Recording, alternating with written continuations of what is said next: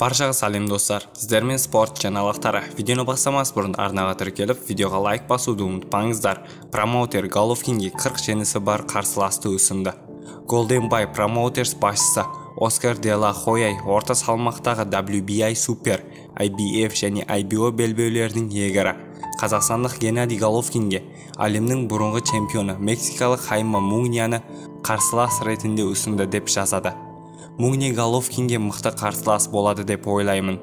Бұл жекпе-жекті жанкүйерлерді назарын аудара алады. Не боларын көрейік. Себебі Головкинде Муньяда Дазн сервисімен жұмыс істейді. Сол үшін жекпе-жекті ұйымдастыру оңай болу керек. Бұл менің Головкинге ұсынып отырған нұсқаларымның бірі. Бірақ бізде басқа да ұсыныстар бар, дейді де ла Хойя америкалық бақ елдерінде берген сұхбатында. Айта кетейік, осыған дейін Муньяны бас бапкері Эрик Моралесте мексикалықтың келесі жылы Головкинмен кездесу өткізуге дайын екенін мәлімдеген болатын. Екі белбеу иеленген Али Ахмедов рейтинге үздік 10 боксшысының қатарына қосылды.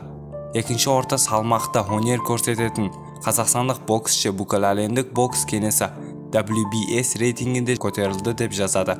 Ахмедов соңғы кездесуін Головкин мен Канело Андре картында өткізіп, америкалық Габриэл Росодонды төртшілер шешімі бойынша жеңді.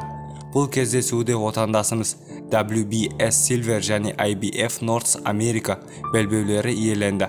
Ал жаңартылған WBS рейтингінде Ахмедов 20 сатында бірден 10-шы орынға көтерілді. Сіздермен спорт жаңалықтары болды. Арнаға тіркеліп, видеоға лайк басуды ұмытпаңыздар.